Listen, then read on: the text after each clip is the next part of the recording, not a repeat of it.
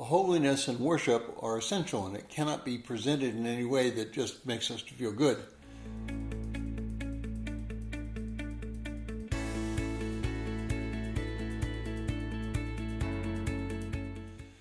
If you're joining us in reading through this month's reading plan, today's reading is Leviticus 10, 1 through 7, and I encourage you to read that passage.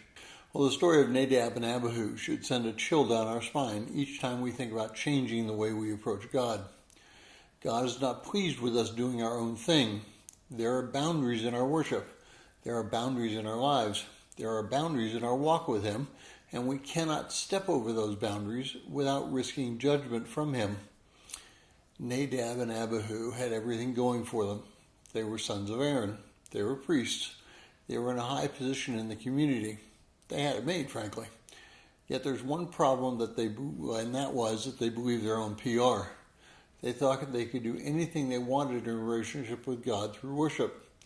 They found out very quickly that that was false thinking. We have to be very, very careful how we worship. And while the New Testament does not describe our worship experience, the Old Testament is very clear on the plan that God has for worship. Now, there's a battle today in the question of how to corporately worship God. On one side of Protestantism, there's very free thinking. It's kind of a do-your-own-thing process. On the other side, there's a very structured liturgical viewpoint.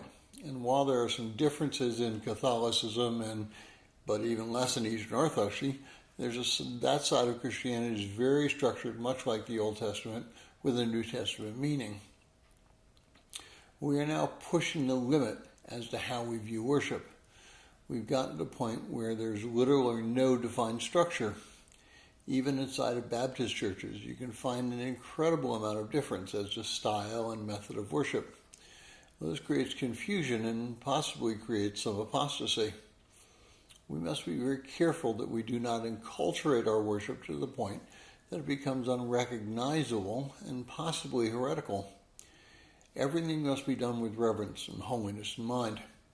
We are worshiping the God of the universe. He does not change. There may be differences in our worship services as there is no prescribed way in the New Testament, but we cannot do just anything we want. Our worship must be rooted in holiness, or it's dishonoring before God.